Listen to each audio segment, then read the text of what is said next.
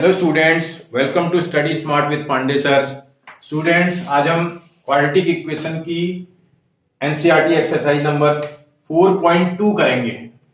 4.2 exercise में 4.1 exercise आपने करी होगी बेटा। आपको मुझे लगता है कोई प्रॉब्लम नहीं होगी। आप अगर कोई प्रॉब्लम हो, मैं बार बार आपसे बोल रहा हूँ कि आप कमेंट करिए, मुझे पता तो चले कि आपको क्या परेशानी आ रही है। मैं उसको और बढ़िया से सॉर्ट आउट करने की कोशिश करूंगा। मेरी वीडियो थोड़ा लेंथी जरूर होती है, लेकिन आपको समझ पूरी अच्छे से आ जाएगी। आपको कोई दिक्कत नहीं होगी उस चैप्टर में। फिर आप मेरा वीडियो देखने के बाद किसी को देखने की आपको जरूरत नहीं है। एक बार फिर देखिए एक्सरसाइज नंबर 4.2 का क्वेश्चन नंबर 1 और क्वेश्चन नंबर 2 आप आराम से कर लोगे। मैं इसको करके दिखा रहा हूं, उसके बाद आप आराम से कर दोगे। मैं क्वेश्चन नंबर आपको 1 का थर्ड पार्ट करके दिखा रहा हूं। मैंने क्वेश्चन लिखा हुआ है, आपको फिर वही काम करना। मैं मिडिल टर्म स्प्लिटिंग का यूज कर रहा हूं। जब तक वो बोलेगा नहीं मुझसे कि using quadratic formula solve this, तो मैं नहीं करूंगा। अगर मुझसे बोलेगा क्वाड्रेटिक फॉर्मूले का यूज करके सॉल्व करो, तब मैं क्वाड्रेटिक फॉर्मूला लगाऊंगा, क्योंकि वो थोड़ा सा टाइम ज्यादा लगता है उसमें। इसमें जल्दी बन जाएगा। आप इसको मल्टीप्लाई कर लोगे, आराम से कर लो। √2 मल्टीप्लाइड बाय 5√2। अगर आप थोड़ा देखें, √2 को √2 से मल्टीप्लाई करेंगे तो 2 आ जाता है। √2 मल्टीप्लाई बाय √2 2। क्लास 9 में आपने पढ़ा हुआ है।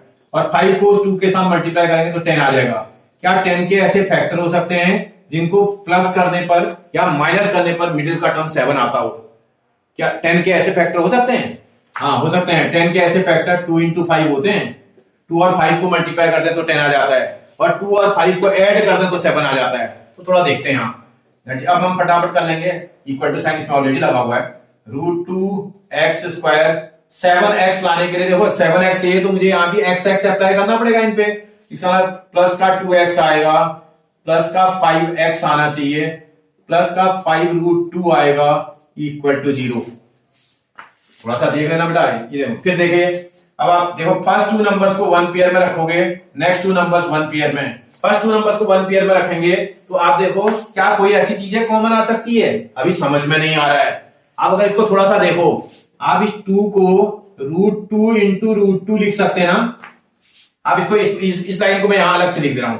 √2x² प्लस ये 2 को रिप्लेस करके मैं √2 मल्टीप्लाइड बाय √2 लिख सकता हूं, और साथ में x भी लगा था। अब आप इसको ध्यान दीजिए, क्या इसमें कुछ कॉमन आ सकता है? बिल्कुल कॉमन आ जाएगा जी। √2 यहां भी है, √2 यहां भी है, कॉमन आ जाएगा। x² और x में x कॉमन आ जाएगा। आपको मेरी बात समझ में आ रही है? तो आप चाहो तो ब्रेक कर सकते हैं, चाहो तो आप अपने समझने के लिए लो, मैं कर देता हूं। 2x², इस 2 को मैंने √2 मल्टीप्लाई बाय √2 लिख दिया, और साथ में x plus 5x plus 5√2 equal to 0। अब आप जरा चेक करो, इसकी आप जरूरत नहीं, मैंने अलग से लिख दिया, आपको बता दिया। अब आप जरा चेक करो, इन 2 नंबर्स में क्या कोई ऐसी चीज है जो कॉमन आ सकती है? बिल्कुल आ सकती है, √2 आ सकती है, और साथ में x² और x में x कॉमन आ जाएगा। जब ये कॉमन निकालोगे, इससे इसको डिवाइड करोगे, √2 कैंसिल, x से x² को डिवाइड करने पर x आएगा, प्लस से प्लस को डिवाइड करेंगे प्लस, √2x से √2x को डिवाइड करेंगे तो एक √2 बचेगा, यहाँ √2 बचेगा।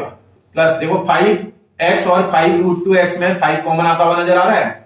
इससे इसको डिवाइड करेंगे x आएगा, इससे इसको डिवाइड करेंगे प्लस का साइन आएगा, और साथ में √2 भी आएगा, और इक्वल टू 0। देखो ब्रैकेट का टर्म सेम है, बिल्कुल सेम है जी। x प्लस √2 इसमें कॉमन आ जाएगा, और आपके पास यहाँ क्या बच रहा है? √2x बच रहा है, और यहाँ बच रहा है आपके पास प्लस का 5 इक्वल टू 0। आपसे फैक्टराइज करने की बात कर रहा है तो कंडीशन लगा लेना। If x plus √2 is equal to 0, then x is equal to -√2। एक रूट तो आपका ये आ गया। सेकंड पे कंडीशन अप्लाई करेंगे। If √2x plus 5 is equal to 0, तो देयरफॉर x, आप डायरेक्ट मत निकालो, आप आराम से करो, कोई दिक्कत नहीं। √2x is equal to -5। इस x को यहीं छोड़ दो और √2 को क्रॉस मल्टीप्लाई कर दोगे तो ये 5 के नीचे आ जाएगा, -5/√2। ये इसका दूसरा रूट आ गया। आपसे बोला था फाइंड द रूट्स।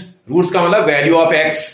आपको सॉल्व करके x की वैल्यू को निकाल देना है, उसको रूट्स बोलते हैं। इसी की जगह पर बाकी पार्ट आप कर लोगे बेटा। मैं एक बार इसका नेक्स्ट वाला पार्ट थोड़ा सा समझा देता हूं, आप कर लोगे आराम से। देखो अगला बोलता है पार्ट नंबर 4। आपको बता रहा है 2x² -x plus 1/8 equal to 0। आपको क्या करना है? स्टैंडर्ड फॉर्म में कन्वर्ट करना है। स्टैंडर्ड फॉर्म कहां बनी है? इसको थोड़ा स्टैंडर्ड फॉर्म में कन्वर्ट करने के लिए एलसीएम ले लो जरा। इसका 8 इसका एलसीएम आ जाएगा इसके नीचे 1 था, 1 से 8 को डिवाइड करेंगे 8, 8 से 2 को मल्टीप्लाई करेंगे 16 और x स्क्वायर। एलसीएम मैंने आपको आता हुआ पीछे क्लासों से, माइनस इसके नीचे 1 था, 1 से इस 8 को डिवाइड करेंगे 8, जितना आएगा उससे न्यूमरेटर मल्टीप्लाई कर लेना 8x। 8 से 8 को डिवाइड करेंगे 1, 1 multiply by 1, 1 equal to 0। This 8 cross multiply this side, तो आ जाएगा 16x square minus 8x plus 1 equal to 0। Now this question is converted into the standard form of quadratic equation, ax square plus bx plus c, उस form में convert हो चुकी है।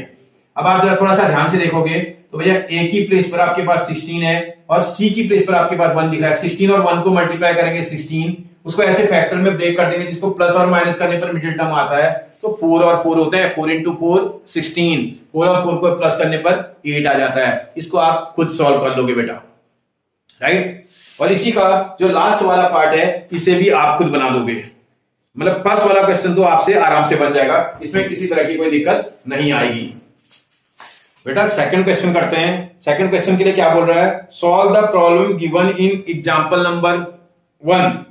इसमें आपको एग्जांपल नंबर 1 देखो, पेज नंबर आप अगर आप एनसीईआरटी खोलेंगे तो 39 पेज पे आपको दिखाई दे रहा है। 39 पेज पे एग्जांपल नंबर 1, उसमें 2 पार्ट में क्वेश्चन दिया हुआ है। पहला वाला पार्ट पहले करते हैं। क्या बोल रहा है देखें, John and Jeevanti together have 45 marbles. Both of them lost 5 marbles each, and the product of the number of marbles they now have is 124.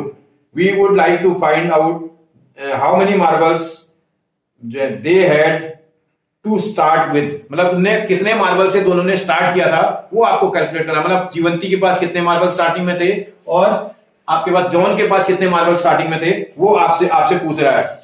इसका मतलब आप क्या करोगे भाई, कुछ नहीं करना है, आपको क्वेश्चन को ध्यान से पढ़ना है और क्वेश्चन तभी बनेगा जब आप उसको रिलेशन को समझ पाओगे।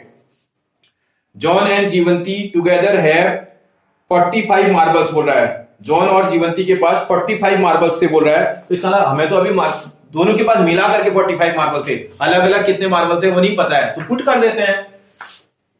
Late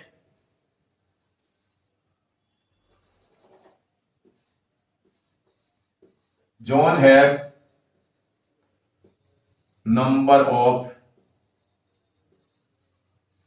marbles is equal to x। माना जॉन के पास x मार्बल्स थे, then number of marbles with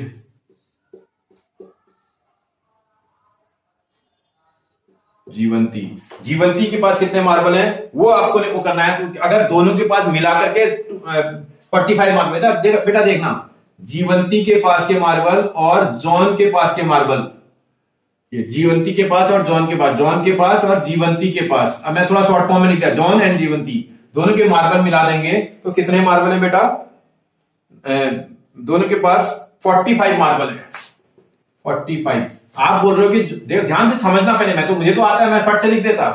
देखो जॉन के पास जो मार्बल है वो x है, प्लस जीवंती के मार्बल आपको नहीं पता है, इज इक्वल टू 45। तो आपको जीवंती के निकालने तो इस x को यहां शिफ्ट करेंगे तभी तो निकलेगा।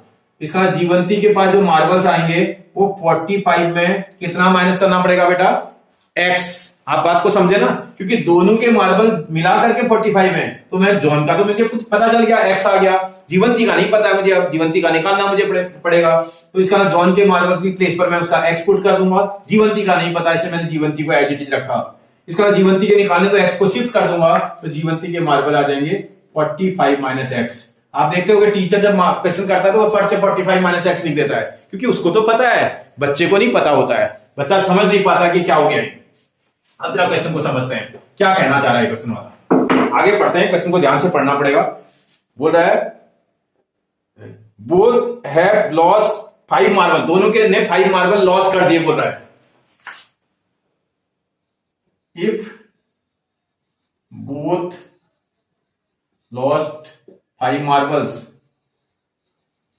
अगर दोनों 5 मार्बल लॉस कर देते हैं तो then number of marbles with John. भैया अगर जॉन के पास x मार्बल थे, 5 मार्बल उसके मिस लॉस हो गए, तो इसका लॉस वाला तो माइनस करना पड़ेगा ना। आपके पास अगर माना 100 रुपीज है, 5 रुपीज अगर आपने लॉस कर दिया तो आपके पास कितना रुपीज बचा, 95। कैसे निकाला बेटा आपने? 100 में 5 माइनस किया ना, तो ऐसे ही यहां x में से 5 माइनस करेंगे तभी तो जॉन के मार्बल्स निकल के आएंगे। ऐसे ही जीवंती के मार्बल भी निकल जाएंगे। Number of marbles with Jeevanti is equal to, जीवंती के पास मार्बल थे 45 माइनस एक्स, उसके 5 मार्बल उसके भी लॉस हो गए। इसका अगर 5 मार्बल माइनस कर देंगे 45 माइनस 5 कितना हो जाएगा? 40 माइनस एक्स। जीवंती के पास जो मार्बल्स होंगे वो इतने होंगे। अब जरा कंडीशन को समझते हैं क्या बोल रहा है। And the product of the number of marbles they now have is 124। बोलता है जब लॉस हो जाने के बाद जो उसके पास मार्बल बचे हैं इनका जो प्रोडक्ट है वो 124 है बोल रहा है। इसका प्रोडक्ट के लिए क्या, अकॉर्डिंग टू क्वेश्चन हम क्वेश्चन को बात करते हैं। अकॉर्डिंग टू क्वेश्चन में x माइनस 5 जो जॉन के पास मार्बल है और जो 40 माइनस एक्स जीवंती के पास मार्बल है, इनका जो प्रोडक्ट आ रहा है वो एग्जामिनर बोल रहा है कि 124 होगा। उसकी कंडीशन समझ रहे हो ना आप? दोनों के मार्बल्स को मल्टीप्लाई कर दें तो 124 हो जाएगा। सॉल्व करके देखो बेटा, x से इसको मल्टीप्लाई करेंगे तो 40x आ जाएगा, x से इसको मल्टीप्लाई करेंगे माइनस का x स्क्वायर आएगा, इससे इसको मल्टीप्लाई करेंगे माइनस का 40 इंटू 5 200, और इसके बाद माइनस इंटू माइनस प्लस आ जाएगा और ये 5x आ जाएगा इज इक्वल टू 124 आ जाएगा। देखो ऐसा अगर थोड़ा स्मार्टली करो तो आसानी से बना लोगे आप। देखो इस वाले में अगर आप चेक करोगे यहाँ x का स्क्वायर टर्म अकेला दिख रहा है और भी निगेटिव का दिख रहा है। आपको मैंने बताया था x का स्क्वायर टर्म निगेटिव नहीं होना चाहिए, नहीं तो आप गलती कर जाओगे। आप उसको पॉजिटिव बना लो। एक चीज दिमाग में फीड कर लो कि अपने ब्रेन में ये बात फिक्स कर लो कि भैया x का स्क्वायर टर्म हमेशा पॉजिटिव होना चाहिए। निगेटिव पे मैं तो बना लूंगा, आपसे मिस्टेक हो जाएगी। इसलिए आप हमेशा इस बात को समझ लो कि x का स्क्वायर टर्म हमें पॉजिटिव बनाना है। कब होगा? अगर निगेटिव है तो शिफ्ट करने पर वो पॉजिटिव हो जाता है। x का स्क्वायर टर्म यहां से वहां लेके जाओगे तो ये पॉजिटिव हो जाएगा। उसके बाद जो है ये 40x और 5x को सॉल्व कर लो। पहले इन दोनों को सॉल्व कर लोगे तो कितना आ रहा है? 45x, और इसको यहां से उस तरफ लेके जाओगे तो ये माइनस का 45x हो जाएगा। उसके बाद मैथमेटिकल नंबर ये 200 वहां ले जाओगे, ये प्लस का 200 हो जाएगा, और वहां ये नंबर अपनी प्लेस पर एज इट इज है तो ये इसको एज इट इज ऐसे छोड़ दो इक्वल टू 0। थोड़ा और सॉल्व कर लो, X square minus 45x plus इन दोनों को ऐड करेंगे तो 324 हो जाएगा ये इक्वल टू 0। अब यहां आकर के फिर क्वेश्चन फंसेगा। मैंने आपको बता रखा ना, आप थोड़ा सा एफर्ट लगा दोगे ना आपका काम हो जाएगा। मैंने कल एग्जांपल भी दिया था आपको। इससे किसी भी काम को थोड़ी प्रैक्टिस करने पर आप बहुत आसानी से बना लोगे। या तो आप इसके प्राइम फैक्टर करो, उसमें थोड़ा टाइम लगेगा आपको। अगर आप अपना टाइम बचाना चाहते हो तो आप 1 सेकंड में निकालोगे। पलक झपकने में भी देरी हो सकती है, फैक्टर निकालने में आपकी मिस्टेक नहीं हो सकती है। अगर आप इसके फैक्टर देखोगे 36 मल्टीप्लाइड बाय 9, मैंने जैसे याद करके रखे हैं ऐसे आप भी याद कर लोगे। 2-4 बार प्रैक्टिस करोगे लान हो जाएंगे। एक्स स्क्वायर, देखो आप 36 और 9 को ऐड करने पर 45 आ रहा है, और ऐड करने पर 45 आ रहा है तो उसका साइन यहां निगेटिव है तो इसका उन दोनों पर भी तो आपको माइनस साइन लगाना पड़ेगा। माइनस का 36x माइनस का 9x प्लस का 324 इक्वल टू 0। इसकी प्रैक्टिस थोड़ा कर लेना बेटा। अगर दोनों पे निगेटिव साइन, अगर ऐड करने से आ रहा है तो दोनों पे निगेटिव लगाना पड़ेगा। अगर सब्ट्रैक्ट करने पर आ रहा है और निगेटिव का साइन आ रहा है तो लार्जर नंबर पर माइनस लगाएंगे, स्मॉलर पे प्लस लगाएंगे। अगर सब्ट्रैक्ट करने से आ रहा है और साइन जो है आपको निगेटिव का चाहिए तो लार्जर नंबर को निगेटिव रखना पड़ेगा, स्मॉलर नंबर को पॉजिटिव रखना पड़ेगा। और निगेटिव का आ रहा है और वो भी ऐड करने से आ रहा है तो दोनों पे निगेटिव लगाना पड़ेगा। तो ये बेसिक चीजें आप करते करते आपको आने लगेगी। इन दोनों को सॉल्व करेंगे, एक्स कॉमन निकालोगे, यहाँ एक्स बचेगा और यहाँ 36 बचेगा माइनस। यहां देखो इन दोनों में आप चेक करोगे तो 9 कॉमन आ रहा है। अगर 9 कॉमन आ जाएगा तो यहां बचेगा x, ये माइनस से प्लस को डिवाइड करेंगे माइनस हो जाएगा, और डिवाइड करने पर 36 आएगा इक्वल टू 0। देखो फिर से x माइनस 36 कॉमन आ रहा है, x माइनस 36 कॉमन, अंदर बचेगा x माइनस 9 इक्वल टू 0। अब आप कंडीशन पे क्वेश्चन को सॉल्व कर लो। आपसे पूछ रहा है if x minus 36 is equal to 0, x is equal to 36। एक बार पूछा क्या है आप जरा देख लो। दोनों के मार्बल आपको बताने हैं। बोला स्टार्टिंग में दोनों के पास कितने मार्बल थे। इसका मतलब मैं सीधे शॉर्ट फॉर्म में लिख रहा हूं, जॉन के पास जो मार्बल होंगे वो आप निकाल लोगे, x का मतलब 36। जीवंती के पास जो मार्बल्स होंगे वो देखो यहां देख लेना, 45 minus x, 45 minus 36 that is equal to 9। बात समझ में आ रही है आपको? ये तो एक कंडीशन निकली आपकी। अभी तो आपका दूसरा पार्ट बचा हुआ है, ये भी तो करना पड़ेगा। If x minus 9 equal to 0, x is equal to 9। अगर x इक्वल टू 9 आएगा तो उस केस में जॉन के पास जो मार्बल्स होंगे, जॉन के पास जो मार्बल होंगे, x था तो इसका 9, और जीवंती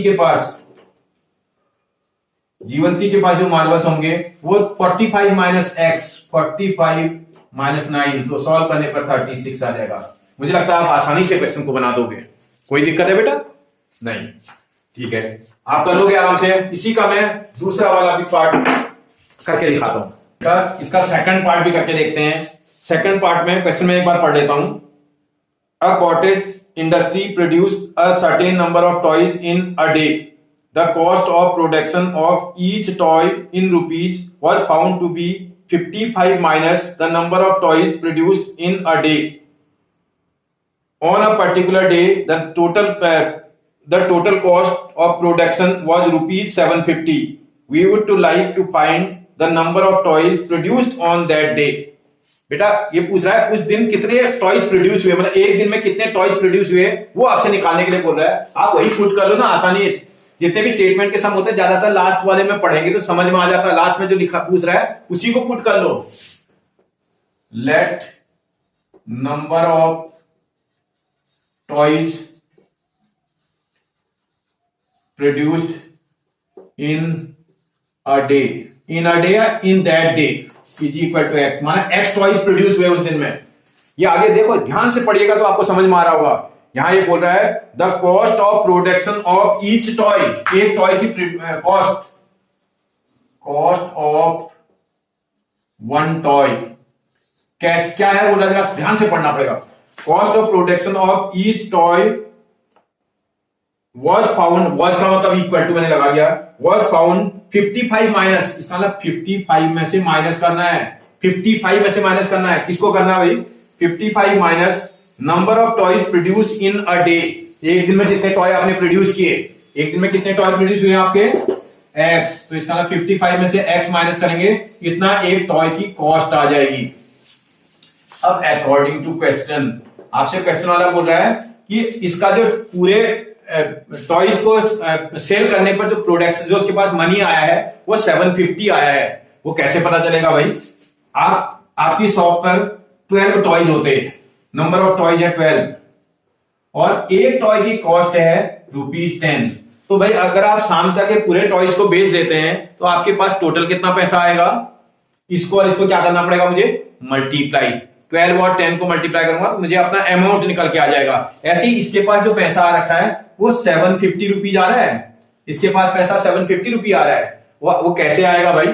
आपके नंबर ऑफ टॉयज को वन टॉय की कॉस्ट से आप भी मल्टीप्लाई करोगे तो आपका निकल के आ जाएगा। इसका x को आप 55 माइनस x से मल्टीप्लाई करेंगे, निकल जाएगा।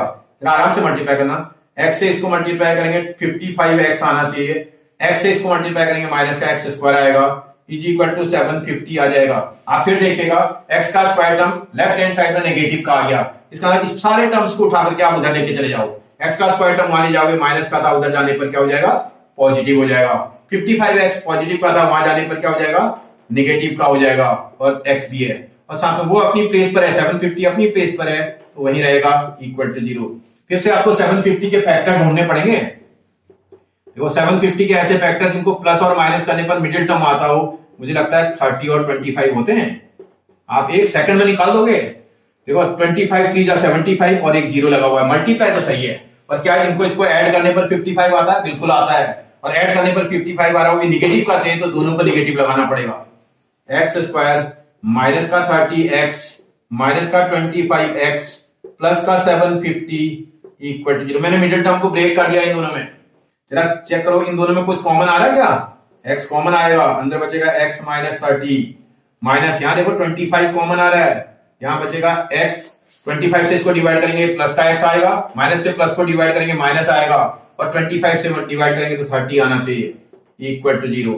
देखो x माइनस 30 आ जाएगा कॉमन, और अंदर बचेगा x माइनस 25 इक्वल टू 0। अब आप कंडीशन अप्लाई करेंगे, if x minus 30 equal to 0 तो x इज इक्वल टू 30। आपसे पूछ रहा था कितने टॉयज एक दिन में प्रोड्यूस हुए, आप लिख देना therefore number of toys produced in one day, एक दिन में जो नंबर ऑफ टॉयज प्रोड्यूस हुए वो कितने हुए बेटा? 30। अब कंडीशन है ये भी तो हो सकती थी, if x minus 25 is equal to 0, x is equal to 25, x is equal to 25 के हिसाब से number of toys produce, number of toys produced in one day, एक दिन में जो नंबर ऑफ टॉयज प्रोड्यूस हो जाएंगे वो 25। Now question number 3, find two numbers whose sum is 27 and product is 182। बेटा आपसे बोल रहा है कि टू नंबर्स फाइंड आउट करो जिनका सम 27 आता हो और जिनका प्रोडक्ट 182 हो। इसका मतलब आप क्या आपको नंबर गिवन है? नहीं गिवन है, तो क्या करना पड़ेगा? कोई एक अल्फाबेट पुट करना पड़ेगा, आपको पुट करना पड़ेगा let one number is equal to x, therefore other number is equal to, एक नंबर अगर x है तो दूसरा नंबर निकालना पड़ेगा, तो कंडीशन को थोड़ा समझना पड़ेगा। देखो आपसे क्या बोल रहा है, one number plus other number is equal to 27। आप बात को समझ पा रहे हो?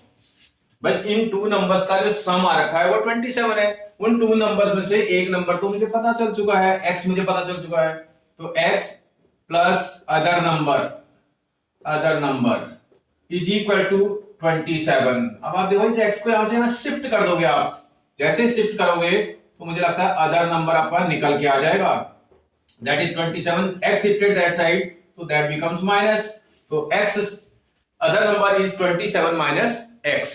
आपको बात समझ में आ रही है? मैं डायरेक्ट भी लिख सकता था, मुझे तो आता था, एक टीचर को सब पता रहता बेटा, लेकिन वो अगर एक अच्छा टीचर कब है कोई टीचर, जब वो दूसरे को उस बात को समझा पाए, ठीक है ना। ये चीज आपको समझनी पहले, क्योंकि अगर आपको एक बार निकालना आ जाएगा ना, क्योंकि इस तरह के क्वेश्चन जब आएंगे आप थोड़ा कंडीशन को समझ लो, समझ करके आपसे मिस्टेक नहीं होगी। देखो next number is 27 minus x। अब आपके पास दोनों नंबर निकल आए, अब आप कंडीशन लगाते हैं अकॉर्डिंग टू क्वेश्चन। भाई क्वेश्चन क्या बोल रहा है, फर्स्ट वाली कंडीशन के हिसाब से तो मैंने दोनों पार्ट टर्म निकाल दिए हैं। अब ये दूसरी वाली कंडीशन बोल रहा है प्रोडक्ट इज 182, प्रोडक्ट का मतलब this multiply by this, product में मल्टीप्लाई करना पड़ता है, इसलिए x को 27 माइनस x के साथ मल्टीप्लाई कर देंगे तो जो वैल्यू आएगी दैट इज 182।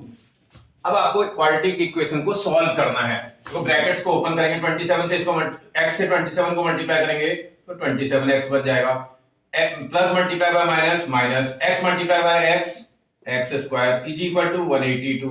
फिर आपको हर बार चेक करना है क्या x का स्क्वायर टर्म पॉजिटिव है, नहीं है तो पॉजिटिव बना लो इसको बेटा, यहां से यहां शिफ्ट कर दो, सारा टर्म उठा करके वहां लेके चले जाओ, x का स्क्वायर टर्म आ जाएगा तो x का स्क्वायर टर्म नेगेटिव से पॉजिटिव बन जाएगा, 27x यहां से अगर आप इस साइड लेके जाओगे तो माइनस का 27x बन जाएगा, 182 अपनी प्लेस पर है तो ये 1 प्लस का 182 बन जाएगा और इक्वल टू 0। अब आप देखो ये क्वाड्रेटिक की परफेक्ट फॉर्म में कन्वर्ट हो चुकी है, और इसमें x स्क्वायर के कोएफिशिएंट 1 को यहां के 182 के साथ मल्टीप्लाई करेंगे, 1 मल्टीप्लाई बाय 182 क्या 182 के ऐसे फैक्टर्स आप जानते हैं जिनको प्लस माइनस करने पर आप मिडिल टर्म निकाल सकते हैं? बिल्कुल जानते हैं भाई, 14 मल्टीप्लाई बाय 13 होना चाहिए, करके देखते हैं एक बार। 14 3 जा 42 कैरी इक्वल टू 4, 14 1 जा 14, 14 प्लस 4 18, मल्टीप्लाई में तो ये 182 आ रहा है। क्या इनको इसको ऐड करने पर 27 आता है? बिल्कुल आता है, मैंने इससे पहले क्वेश्चंस में भी आपको बताया था, ये नेगेटिव का चाहिए आपको और ऐड करने से आ रहा है तो दोनों पर माइनस साइन लगाना पड़ेगा। देखो आप जब सॉल्व करोगे तो x square minus 14x minus 13x plus 182 equal to 0, दोनों नंबर पर माइनस लगा लो और इसको रिवर्स चेक कर भी सकते हो आप, इसको रिवर्स करके देखो क्या माइनस का 27x आ रहा है? बिल्कुल आ रहा है जी। फर्स्ट टू नंबर्स का वन पेयर बनाएंगे और कॉमन चेक करेंगे। आपको पता है एक्स स्क्वायर और एक्स में कॉमन क्या आना चाहिए बेटा? यस एक्स आना चाहिए। इससे इसको डिवाइड करेंगे एक्स आ जाएगा, इससे इस वाले नंबर को डिवाइड करेंगे तो 14 माइनस का आना चाहिए। साइन एज इट इज आप छाप दोगे, माइनस साइन तो आप ऐसे का ऐसा उतार दोगे। इन दोनों में कॉमन चेक करोगे, देखो अगर इसके ब्रैकेट में x आया तो यहाँ भी x आना चाहिए, इसका 13 कॉमन आएगा, 13 कॉमन आएगा। इस 13 से इसको डिवाइड करेंगे तो minus divided by minus plus, 13 से इसको डिवाइड करने पर x आएगा, प्लस का x आएगा, लिखने की जरूरत नहीं प्लस साइन। ये माइनस से प्लस को डिवाइड करेंगे, plus divided by minus that is equal to minus, number से इसको डिवाइड करेंगे तो 14 आना चाहिए। और इक्वल टू 0। इसके इस फर्स्ट टर्म और सेकंड टर्म में कॉमन चेक करिए, देखिए x minus 14 inside the bracket term common आ रहा है, x माइनस 14 जो ब्रैकेट के अंदर है कॉमन आ जाएगा। जब आप इसको कॉमन निकालोगे, इससे इस टर्म को डिवाइड करेंगे तो x आएगा, इससे इस वाले टर्म को डिवाइड करेंगे तो माइनस 13 आना चाहिए, माइनस 13 और इक्वल टू 0। अब आप कंडीशन अप्लाई करेंगे, if x minus 14 equal to 0, x is equal to 14। अगर x 14 है तो एग्जामिनर क्या बोल रहा है, फाइंड द, इसने बोला है find two numbers, therefore one number is equal to x। देखो वन नंबर आपका x था, वन नंबर x का मतलब 14, other number that is equal to 27 minus x, 27 minus x is 14, तो इसी को सॉल्व कर देंगे 13 आ जाएगा। एक नंबर 14 तो दूसरा नंबर 13। भैया आपने एक ही पार्ट सॉल्व किया बेटा, ये फर्स्ट पार्ट सॉल्व किया, अभी सेकंड पार्ट आपका बचा हुआ है। इस सेकंड पार्ट को भी एक बार देखते हैं। If x minus 13 equal to 0 then x is equal to 13। जब x 13 आएगा तो one number is equal to, भैया वन नंबर आप देखो x था, x का मतलब 13 पहला नंबर आना चाहिए 13। अदर नंबर देखते हैं कितना आएगा, other number is equal to, देखो अदर नंबर आपके पास 27 माइनस x था, 27 माइनस इस बार x की वैल्यू 13 आ रखी है, तो सॉल्व करेंगे तो 14 आ जाएगा। इसका मतलब अगर पहला नंबर 13 होगा तो दूसरा 14 होगा, उसका रेसिप्रोकल भी हो सकता था उल्टा, पहला नंबर 14 तो दूसरा नंबर 13 भी हो सकता है। कोई परेशानी है बेटा, बहुत आसानी से बना लोगे आप, कोई दिक्कत नहीं। एक बार समझ करके करिएगा तो आराम से आप कर लोगे, एक बार आप ट्राई करना आप, ठीक है। नेक्स्ट क्वेश्चन देखते हैं। देखो बेटा question number 4, find two consecutive positive integers sum of whose square is 365। बेटा टू कंसेक्यूटिव पॉजिटिव इंटीजर, भैया जब कंसेक्यूटिव पॉजिटिव इंटीजर की बात करेगा तो पुट कर देते हैं, let two consecutive positive integers are, दो पॉजिटिव इंटीजर पुट करते हैं, एक को तो x पुट कर लो, आपको सोचने की जरूरत नहीं। एंड कंसेक्यूटिव बोल रहा है, मैंने परसों भी बताया था भैया, अगर आपके पास एक नंबर 7 है तो कंसेक्यूटिव मैंने लगातार आने वाला नंबर नेक्स्ट नंबर आपका 8 होना चाहिए। अगर फर्स्ट नंबर आपके पास 7 है तो नेक्स्ट नंबर 8 होना चाहिए। इसका मतलब जो नेक्स्ट वाला नंबर है वो प्रीवियस नंबर से 1 मोर होता है। अगर ये वाला x था तो नेक्स्ट वाला जो नंबर आना चाहिए वो x प्लस 1 होना चाहिए। बेटा बात समझ में आ रही है आपको? भाई टू कंसेक्यूटिव नंबर्स में एक नंबर x आएगा तो दूसरा नंबर x प्लस 1 आ जाएगा। अब आप इस पर इसकी कंडीशन अप्लाई करेंगे। देखो क्या बोल रहा है, अकॉर्डिंग टू क्वेश्चन। देखो क्वेश्चन में क्या बोल रहा है, सम ऑफ हुज स्क्वायर, सम का मतलब इनको ऐड करना है और इनके भी किसको, स्क्वायर को। इसका फर्स्ट नंबर x था तो उसको x का स्क्वायर कर देंगे, plus second number x plus 1 है तो इसका भी आप स्क्वायर करेंगे, सम के लिए आप उसको ऐड कर देंगे और इसका जो सम आ रखा है वो 365 आ रखा है। इसका जो सम आ रखा है वो 365 है, गिवन में दे रखा है सम ऑफ हुज स्क्वायर इज 365। अब आपको खाली ब्रैकेट को ओपन करके सॉल्व कर देना है। देखो x का स्क्वायर x स्क्वायर आएगा, प्लस इसको ओपन करेंगे a plus b whole square form में से, a square means x square plus b square means 1 का स्क्वायर करेंगे तो 1 आ जाएगा, plus 2 into a into b, 2 into x into 1, 2 into x into 1 को अगर आप चेक करेंगे तो मुझे लगता है 2x आना चाहिए, इज इक्वल टू 365। अब आप थोड़ा सा ध्यान से करिएगा। देखो x स्क्वायर ऐड करेंगे कितना आ जाएगा, 2x स्क्वायर। उसके बाद देखो ये वाला 2x इसके सेकंड नंबर पे लिखो, क्योंकि मैं ऑर्डर में लिख दे रहा हूं पार्टी की स्टैंडर्ड फॉर्म में। x स्क्वायर के बाद x का टर्म आना चाहिए था, 2x लिख दिया। यहां प्लस का 1 भी बच रहा है और आप इस नंबर को भी यहां शिफ्ट कर सकते हैं, थोड़ा टाइम भी बचाते हुए काम करते हैं। माइनस का 365 इक्वल टू 0। थोड़ा और सॉल्व कर दोगे, देखो 2x स्क्वायर प्लस 2x, इसको और इसको सॉल्व कर देंगे तो एक पॉजिटिव एक निगेटिव, तो क्या करना पड़ेगा बेटा, सब्ट्रैक्ट। एक तो निगेटिव साइन दूसरे पे पॉजिटिव, तो हमेशा सब्ट्रैक्ट करा जाता है। लार्जर में से स्मॉलर को सब्ट्रैक्ट करेंगे, लार्जर में से स्मॉलर को जब सब्ट्रैक्ट करेंगे तो 365 आएगा और sign should be taken in front of largest number. जो भी लार्जेस्ट नंबर के इन फ्रंट में साइन आएगा वही नंबर आपको नोट करना है, माइनस साइन आएगा इक्वल टू 0। अब सॉरी 165 में अगर 1 माइनस करेंगे तो 164 हो जाएगा। 165 में अगर आप 1 माइनस करेंगे तो कितना आ जाएगा, 164। अब आप जरा चेक करो, इसमें 2 कॉमन आ रहा है शायद, ये सब में 2 कॉमन आ रहा है। 2 कॉमन आएगा तो यहां बचेगा x स्क्वायर प्लस यहां बचेगा x माइनस यहां बचेगा 182 और इक्वल टू 0। फिर देखोगे x square plus x minus 182 equal to, क्या करा आपने, 2 को नीचे क्रॉस मल्टीप्लाई कर दिया, 2 क्रॉस मल्टीप्लाई करेंगे 0 divided by 2 that is equal to 0। अब आपको 182 के ऐसे फैक्टर ढूंढने हैं जिसको प्लस माइनस करने पर मिडिल टर्म आता है। अभी पिछले वाले क्वेश्चन में भी तो किया था, सेम ही तो नंबर आया था, 182 के ऐसे फैक्टर जिनको प्लस माइनस करने पर मिडिल टर्म आता था 14 13। इसके बाद आप खुद सॉल्व करेंगे, DUIS डू योरसेल्फ, समझ में आ रहा है, डू योरसेल्फ, अपने आप करना है आपको, इससे आगे आता है बेटा। क्वेश्चन नंबर 5, अगर आप क्वेश्चन पढ़ लेंगे एक बार, आपके पास एनसीईआरटी बुक होगी, आप चेक कर लीजिए, मैंने यहाँ थोड़ा सा लिख दिया। बोला the altitude of A right triangle is 7 centimetre less than its base, the hypotenuse is 13 centimetre, find the other two sides. बोला अदर टू साइड निकालो, उन दो साइडों में रिलेशन आपको गिवन में दिया हुआ है। The altitude of a right triangle is 7 centimetre less than its base. मैंने आपको बताया था जब भी आप कोई भी क्वेश्चन को सॉल्व करते हैं स्टेटमेंट वाला, उसमें जिसका नेम बाद में लिखा होता है उसको पुट कर देते हैं आप। इसका मतलब इसमें बाद में कौन सा नाम लिखा हुआ है, बेस, तो आप बेस पुट कर लो। Let base of the right triangle, उस राइट ट्राइंगल का बेस आप कुछ भी पुट कर दो भाई, अल्फाबेट का कोई एक टर्म पुट कर दिया, एक्स यूनिट है। आप इस क्वेश्चन में चेक कर लेना, इसने हाइपोटेनस के साथ 13 सेंटीमीटर लिखा हुआ है, इसका इस पे सेंटीमीटर भी लिख दो। Let the base of a right triangle is equal to x centimetre, therefore altitude is equal to, इसका जो एल्टीट्यूड आएगा उसका रिलेशन दिया है, देखो यहां मैं दोबारा पढ़ता हूं एक बार ध्यान से। Altitude of a right triangle is means equal to 7 less than, किस में से 7 माइनस करना भाई, 7 लेस देन इट्स बेस, इसके बेस में से 7 माइनस करना है। इसका बेस x था तो आप x में से 7 माइनस करेंगे, इतना इसका एल्टीट्यूड आ जाएगा। इसने इसका हाइपोटेनस दिया हुआ है, hypotenuse is equal to 13 centimetre given में दिया हुआ है। तो अब आपसे क्वेश्चन बोल रहा है इसको सॉल्व करो बेटा, कहीं कहीं पर लॉजिक की जरूरत पड़ती है, कहीं पर क्वेश्चन में कंडीशनें नहीं गिवन होती हैं, आपको अपना ब्रेन लगाना होता है। देखो इसमें किसी राइट ट्राइंगल की 3 साइडें दी हुई है, क्या आप किसी राइट ट्राइंगल के 3 साइड्स में कोई रिलेशन जानते हो, जरूर जानते होंगे आप, पाइथागोरस थ्योरम आपने पढ़ी होगी। पाइथागोरस थ्योरम में देखो मैं लिख देता हूं, यूजिंग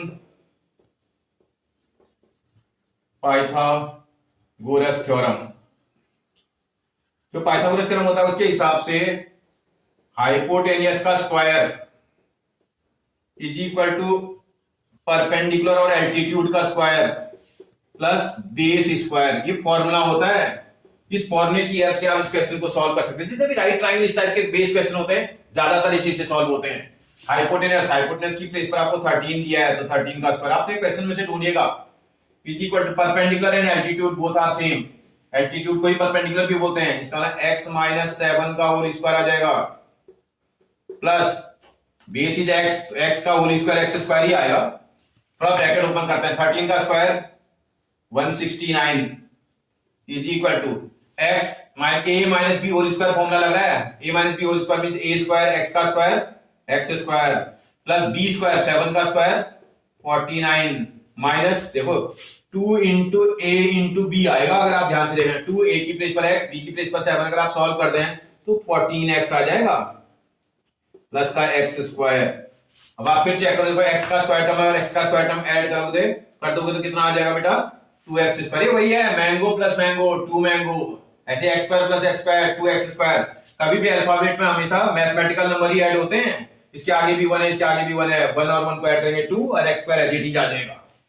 उसके बाद देखो मैं मैथमेटिकल नंबर अल्फाबेट का टर्म सेकंड नंबर पे क्वाड्रेटिक की स्टैंडर्ड फॉर्म में लिख रहा हूं इसको, 14x इसके सेकंड नंबर में लिख दिया। देखो ये वाला नंबर भी तो इसमें बचा हुआ प्लस 49। अब आप देखो x का स्क्वायर टर्म इधर दिखाई दे रहा है, वो भी पॉजिटिव का दिख रहा है, तो आप इस मैथमेटिकल नंबर को यहां शिफ्ट कर दो ना, ये वाला नंबर यहां शिफ्ट कर दोगे तो कितना आ जाएगा माइनस का 169। आना तो यहां पर 0 चाहिए था, लेकिन आपको मैंने परसों भी बताया था, इससे पहले वाले क्वेश्चन में भी मैंने एक बार बताया था आपको कि अगर इसको इस तरफ 0 लिखो या इस तरफ 0 लिखो कोई फर्क नहीं पड़ता है, अपनी कन्वीनियंस के हिसाब से आप कर सकते हैं। देखो 2x स्क्वायर माइनस 14x, देखो 1 प्लस 1 माइनस दिखाई दे रहा है, 1 प्लस 1 माइनस तो सब्ट्रैक्ट कर देंगे, लार्जर में से स्मॉलर को सब्ट्रैक्ट करेंगे, 9 माइनस 9 0, 6 माइनस 4 2 और 1 का 1 इक्वल टू 0। इसमें देखो 2 कॉमन आ रहा है आपका, ये 2 कॉमन आ जाएगा, यहाँ बचेगा एक्स स्क्वायर माइनस 2 से डिवाइड करेंगे तो 7 आएगा और x, और इसको 2 से डिवाइड करेंगे तो 60 आ जाएगा इक्वल टू 0। ये 2 तो क्रॉस मल्टीप्लाई होकर आप 0 के नीचे चला जाएगा, तो आपकी equation x square minus 7x minus 60 equal to 0। थोड़ा आराम से करिएगा। क्या 60 के ऐसे फैक्टर आप जानते हैं जिनको प्लस माइनस करने पर मिडिल टर्म आता है? 60 के ऐसे फैक्टर जिनको प्लस माइनस करने पर 7 आता हो, तो 12 इंटू 5 अगर आप ध्यान दें तो आपको समझ में आता होगा। 12 और 5 60 के ऐसे फैक्टर हैं जिनको प्लस माइनस करने पर मिडिल टर्म आ जाएगा। थोड़ा सॉल्व करके देखो बेटा। एक्स स्क्वायर माइनस, अब फिर देखिए आपको नंबर जो है 7x चाहिए, वो भी निगेटिव का। आप इसमें देख रहे हो इन दोनों को माइनस करने से 7 आ रहा है, और जब भी माइनस करने पर अगर निगेटिव नंबर चाहिए तो लार्जर नंबर पर माइनस साइन लगाना पड़ेगा, स्मॉलर नंबर पर प्लस का साइन। इसका लार्जर नंबर का मतलब 12 जो है निगेटिव साइन के साथ आना चाहिए 12x, और 5 पॉजिटिव साइन के साथ आना चाहिए, और बाकी आगे की cheating minus 60 equal to 0। First 2 numbers को फिर पेयर में रखेंगे और उसमें कॉमन चेक करेंगे। x कॉमन, x स्क्वायर और x में क्या कॉमन आता है? x कॉमन आता है, और यहाँ बचेगा x, इससे इसको डिवाइड करेंगे 12। ये देखो साइन जो लगा हुआ वही आपको लगाना है, प्लस का साइन है। इन दोनों में कॉमन चेक करो, देखो यहाँ x बचा है तो यहाँ तो x ही बचेगा, तो 5 कॉमन निकालने के बाद बचेगा 5 कॉमन निकाल लो, इससे इसको डिवाइड करेंगे x, 5 से इसको डिवाइड करेंगे 12 टाइम जाएगा इक्वल टू 0। x माइनस 12 एक फैक्टर आ जाएगा और x प्लस 5 दूसरा फैक्टर आएगा इक्वल टू 0। कंडीशन अप्लाई करेंगे आप, if x minus 12 equal to 0। एक बार पहले वाले टर्म को 0 के इक्वेट करेंगे, जब करेंगे तो x इक्वल टू 12 आएगा। जैसे x 12 आएगा, आपसे तो बोल रहा है find the sides, two side, other two sides. इसका मतलब आपको साइडें निकालनी है। देयरफॉर एक तो बेस आपको निकालना था, बेस इज इक्वल टू, आपके पास देखो बेस कितना था, बेस आपने x पुट किया था तो आपकी वैल्यू x 12 आ रही है। यूनिट भी ध्यान रखिएगा सेंटीमीटर। ऐसे एल्टीट्यूड भी आप निकाल लोगे, एल्टीट्यूड इज इक्वल टू, देखो आपने एल्टीट्यूड कितना आया था आपका x माइनस 7, x का मतलब 12 माइनस 7, इसी को सॉल्व कर देंगे तो 5 सेंटीमीटर आ जाएगा। आपने बेस और एल्टीट्यूड निकाल दिया। कई बार बच्चा ओवर एक्साइटेड हो जाता है, वो सोचता है मैंने तो पूरा क्वेश्चन कर डाला, पूरा क्वेश्चन नहीं हुआ आपका। आपको क्वालिटी में ध्यान रखना, आपका दूसरा टर्म भी है जिसको आपने छोड़ रखा है अभी, इसको भी आपको सॉल्व करना है, क्योंकि बोर्ड के एग्जाम में अगर आप परफेक्टली देखा जाए आपको पूरे मार्क्स तभी मिलेंगे जब आप सारे पार्ट करके दिखाएंगे। होम एग्जाम में तो टीचर पढ़ाता है, आपने स्कूल में भी देखा होगा कई बार, हमारा टीचर जैसा पढ़ाएगा वो मार्किंग करते समय उसी हिसाब से मार्किंग भी करता है। बोर्ड के एग्जाम में ऐसा नहीं होता है। आपकी कॉपी को चेक करते समय टीचर ये देखेगा कि आपने सारे पार्ट सॉल्व किए, ये वाला पार्ट तो आपने सॉल्व ही नहीं किया, इसलिए इसको भी आपको सॉल्व करना है। If x plus 5 equal to 0, x is equal to minus 5। देखो जैसे x माइनस 5 आएगा तो आपका बेस निगेटिव का आ जा रहा है। क्या किसी भी लेंथ कभी भी निगेटिव होती है? बेस एक टाइप की लेंथ है, लेंथ कभी भी निगेटिव नहीं होती है, इसलिए नॉट पॉसिबल हो जाएगा या नॉट एक्सेप्टेबल, जो भी आप कहें। और इसके बाद आप इसको छोड़ सकते हैं, नॉट पॉसिबल और नॉट एक्सेप्टेबल, कोई परेशानी है। जितने भी राइट ट्रायंगल वाले क्वेश्चन आएंगे, अभी तो इसमें एनसीईआरटी ने एक क्वेश्चन दिया है, अभी हम एक्स्ट्रा क्वेश्चन करेंगे, आप देखोगे बहुत वैरायटी है इसमें, आपको अच्छी प्रैक्टिस करनी पड़ेगी ताकि आप अच्छे मार्क्स ला पाए, ठीक है ना, इसलिए आपको थोड़ा सा ध्यान रखना पड़ेगा। चलिए नेक्स्ट क्वेश्चन करते हैं बेटा, आप क्वेश्चन नंबर 6 करके देखते हैं। अगर आप क्वेश्चन नंबर 6 को एक बार हम पढ़ते हैं पहले, उसके बाद थोड़ा देखते हैं हमारी मेमोरी कितनी अच्छी चलती है, वो भी चेक करेंगे। A cottage industry produce certain number of pottery articles in a day. It was observed that on a particular day that the cost of production of each article is in rupees was 3 more than twice the number of articles produced on that day. If the total cost of production on that day was rupees 90, find the number of articles produced and the cost of each article. आपसे बोल रहा है number of article produce और cost of each article, ये दोनों निकालने आपको, इसलिए पुट कर लेना भाई। Let the number of articles produce, let the number of article produced on that day, that day का ना one day, that day is equal to x. ये वन डे की बात कर रहा है, इसका मतलब एक दिन में जो आर्टिकल आपके प्रोड्यूस हो रहे हैं वो आपने एक्स पुट कर दिया, और इसी क्वेश्चन में पढ़ेंगे ना, क्वेश्चन के लास्ट में ही आपको सब कुछ दिया होता है, cost of each article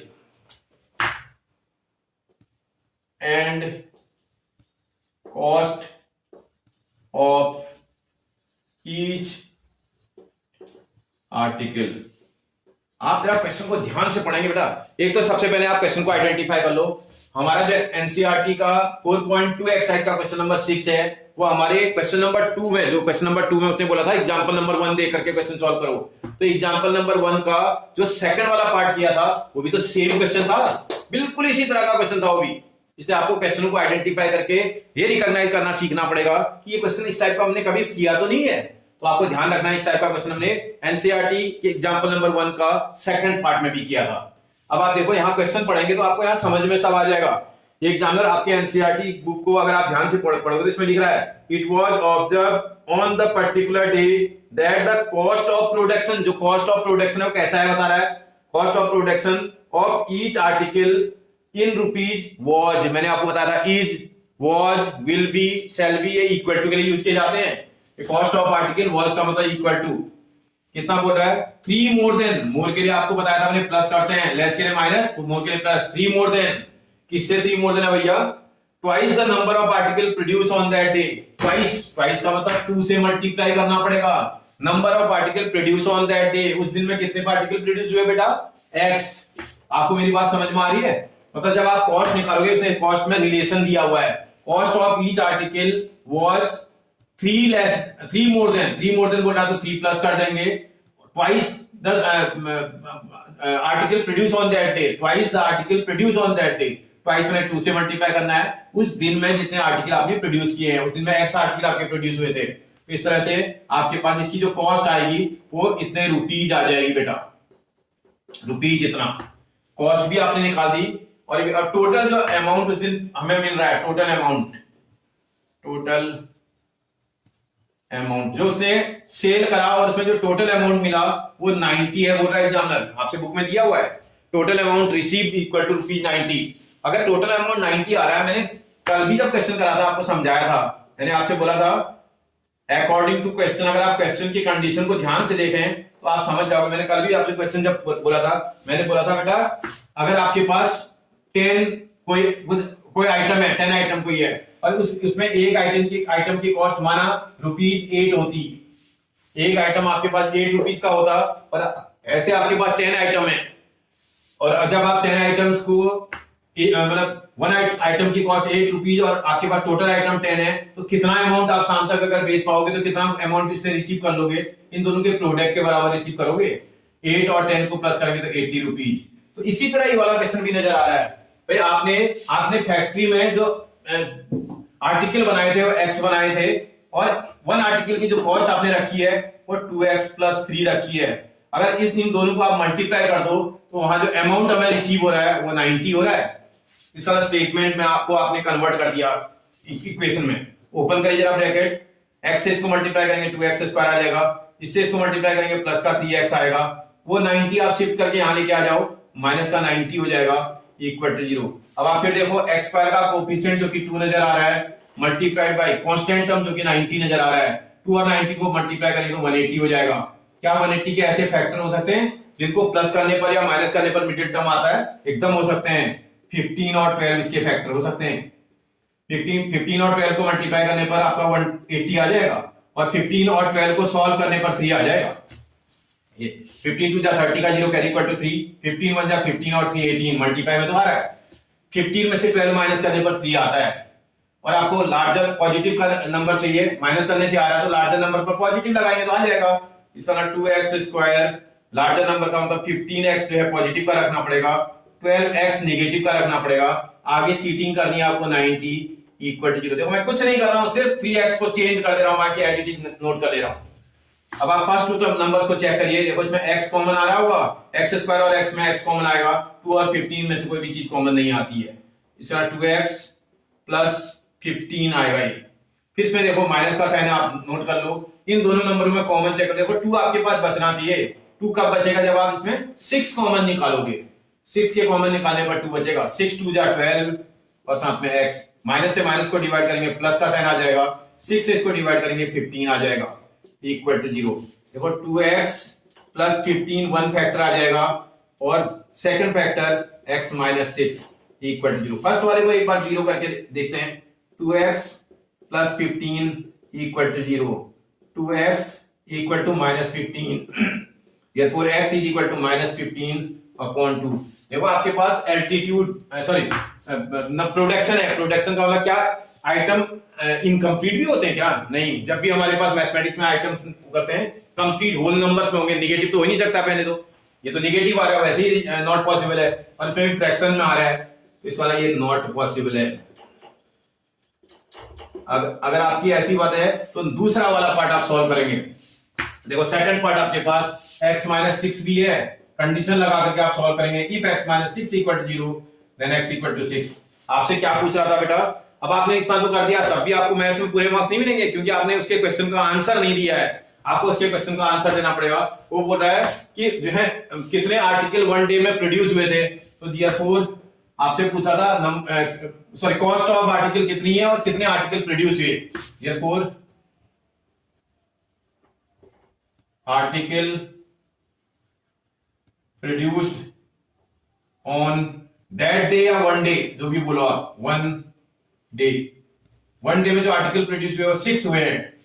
and therefore cost of each article की कॉस्ट निकालनी है। यहां लिखा हुआ है बेटा, कुछ सिर्फ केवल आपको स्टेटमेंट में कर देना है। 2 × 6 + 3 बॉड मास रूल भी तो जानते होगे, पहले मल्टीप्लाई करोगे 2 × 6 = 12, 12 + 3 15 यूनिट क्या हो जाएगी इसकी? रुपीज। कॉस्ट रुपीज में होती है। कोई परेशानी बेटा? आज आपकी एक्सरसाइज नंबर 4.1 और 4.2 कंप्लीट हो चुकी है। कोई परेशानी आपको हो रही हो, आप फिर मैं दोबारा बोल रहा हूं, दोनों एक्सरसाइजों में आपको किसी तरह की कोई परेशानी हो रही हो, प्लीज आप कमेंट में मुझे लिख करके बताएं, जिससे मुझे पता तो चले कि आपको क्या दिक्कत अभी भी आ रही है। एक बार मैं समझ जाऊं कि अभी आपको ये प्रॉब्लम आ रही है, तो मैं उसको सॉर्ट आउट करने की कोशिश करूंगा। ठीक है ना बेटा? आपको अगर मेरा वीडियो अच्छा लग रहा हो, क्योंकि इसमें बहुत मेहनत लगती है, हम लोगों को बहुत मेहनत करनी पड़ती है, इसलिए अगर आपको पसंद आ रहा हो प्लीज लाइक कर दीजिए, शेयर कर दीजिए और कमेंट जरूर करिए, जिससे कि हमें पता चले। और दूसरा, शेयर अपने फ्रेंड्स को भी करिए और उनको भी बताइए कि भाई ये वीडियो जरा अच्छी बनी है, जरा जाके देखिए तो सही। Thank you students.